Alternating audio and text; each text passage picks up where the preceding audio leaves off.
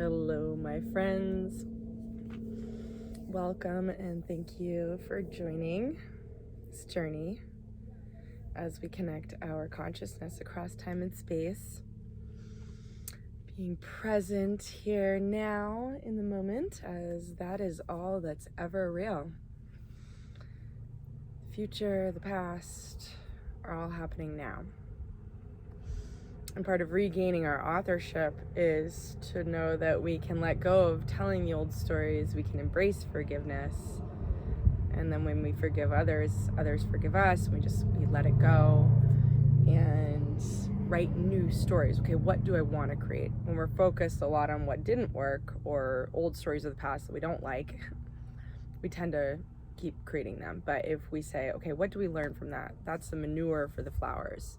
And how am I going to use that experience to navigate upgrading my own self so that I no longer attract such experiences, such people, or when I love it all as self, learn the lessons, and then there's new things to learn and grow. So I wanted to just check in and share with you all this vision coming through, and I get these visions and then I allow them to integrate with one another and with physics theories, but proven theories that formulas and things like that, and integrating what I know from things like the holographic universe theory and many worlds interpretation, and integrating it with my visions and what I know working with the Planck fire formula and things like that. So the most recent vision that's just so gorgeous and beautiful, and I'm again allowing myself to see how it's connected to all these other layers. So basically it's just this concept that I've spoken of many times, where everything is love, which I've experienced myself. I hope many of you all have, and if not, I hope that you can experience that at some point, where for me, it's like I couldn't feel my body anymore. I was just one with all that is. Nothing existed in that layer. I just was pure love, and everything was love, and this blissful love. And I just thought to myself, gosh, it's really true. It's not just a cliche saying everything really is love, because I was experiencing it. And then that's been a milestone ever since, that I know how to achieve that, and it's not as profound as it was the first time, but it still can be as profound as I want it to be, actually. If I wanted to create an experience that profound, I do have the capability of doing so. And it is all really working with the scalar engine of the heart, which is where that Planck pixel, our entire holographic reality, is shining out of that tiny little lens. But back to what I was saying of just this one infinite creator, everything is love. And I want to play a game of separation. I want to pretend these mountains are real, and plants, and have this avatar body, and have a van I can drive around, and all of the fun things that we play with. And so how create this one infinite consciousness basically creates the concept of a sphere, which I've talked about before, and how that ties in with Fibonacci, 0 and 1, 0 being 0th dimension, all one, and then 1 being a unit of separation, just the concept of separation itself. And that everything sort of emanates from that, because that one sphere, being a part of all creation, has all of creation within it. It's just this nature of this fractality, or the self-similarity of just the fundamental truth being that we are all one consciousness, which is love. So basically any effort to separate is still within that complete unity. So it's always a game of separation. It's always an illusion that we're creating. So this sphere, and I'm just been connecting a lot with the sun lately, and things like gold, and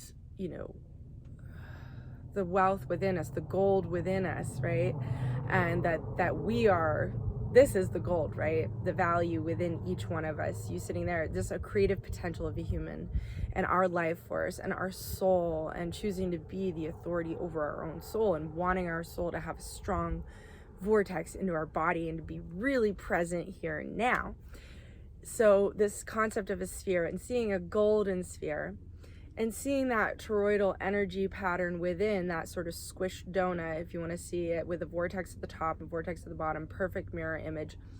And you see that golden swirling energy within the sphere, and sort of as this fundamental unit of the space, sort of like the sphere representing this matrix. So if you just seeing the universe, and we want to see the universe filled with just these tiny golden spheres that are all Planck diameter, basically the smallest possible unit in our universe. So to me, it's obvious to start with a sphere that is that minimum size. And then just as large as the universe is, it's just filled with those tiny Planck pixels, these golden spheres.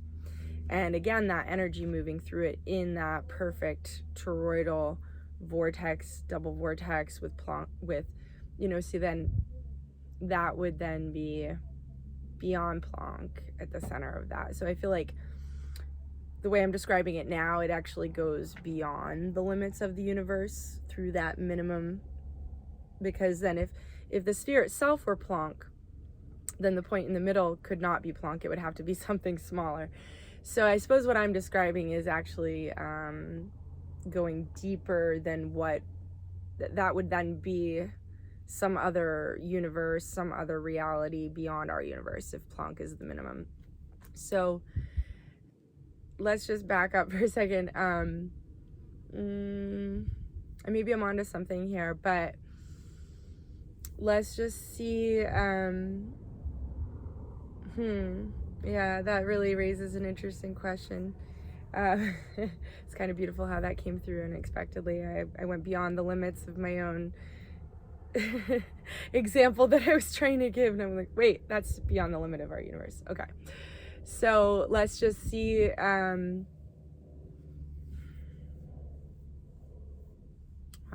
this is profound. See the sphere that is Planck, and that's the minimum size, and it is spinning, and the energy is spinning within it, and we know that has to go beyond Planck. But I suppose that's beyond what we're looking at in this universe if we wanted to look within this universe. I have been seeing a lot, though, how the micro, and I have brought this up with you all, for me, it just continually comes up, and I've heard other people speak it as true, and it resonates. This concept that the minimum and the maximum actually connect as one self-contained unit. That the entire universe, what if, let me pose it as a question, what if the entire universe itself is identical to that single sphere that makes up all of the universe? And that it's that self-similar fractality that even the largest and the smallest are one and the same.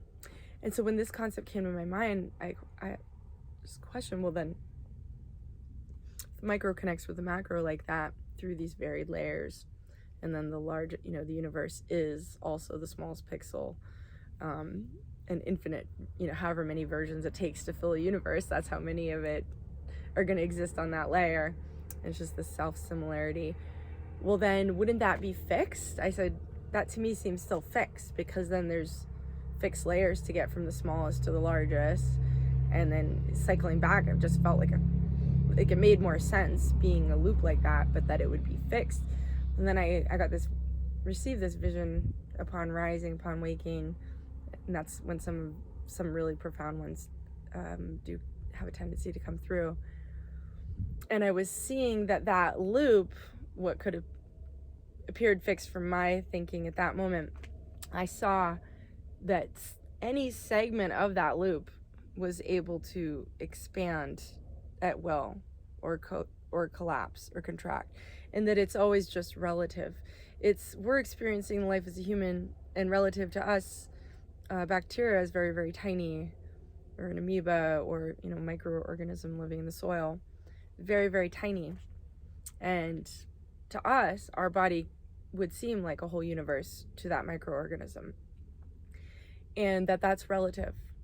And we don't need to think about every microorganism that's within our body or outside of our body, and they don't need to think about that.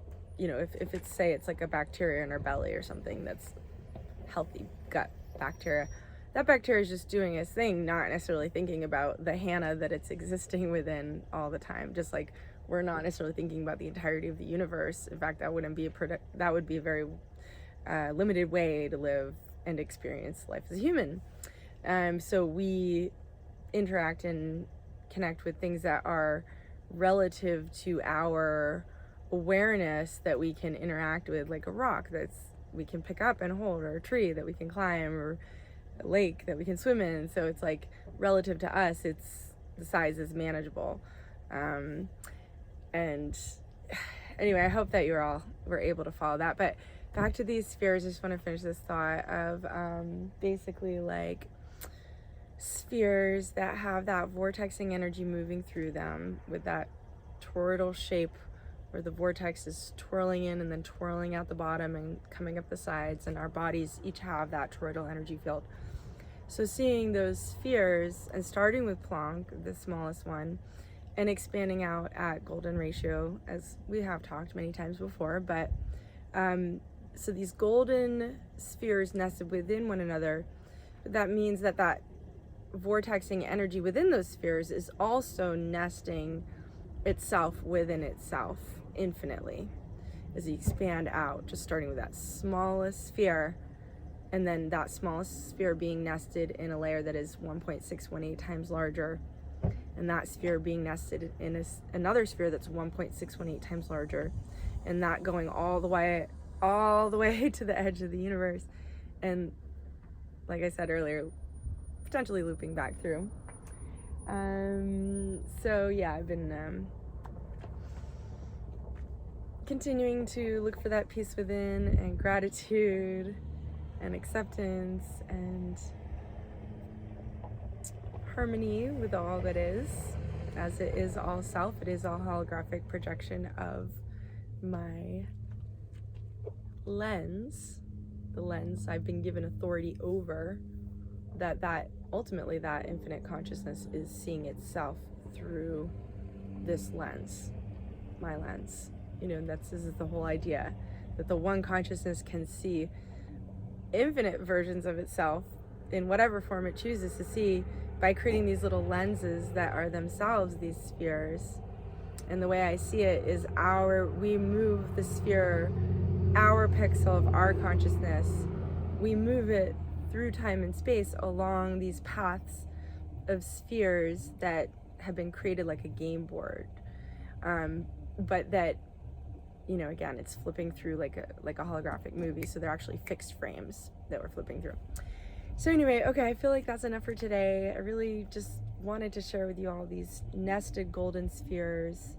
And then the other key thing about that is that if every single Planck pixel is nested within its own spheres that are expanding out at golden ratio, that's a lot of overlapping nodes, and that seems like a rich and fertile ground for this creation to exist, because there's just so many overlapping nodes that that creates like the framework that all of this reality can exist, because it has that framework for the energy to flow through, if that makes sense.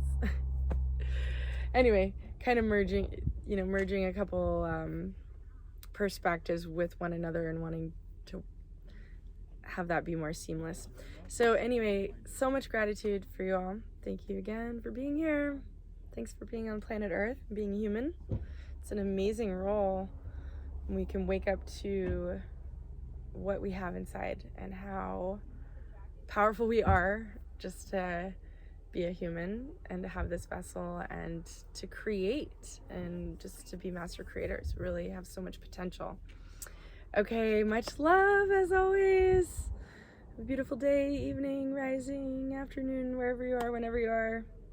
So much love. Take care.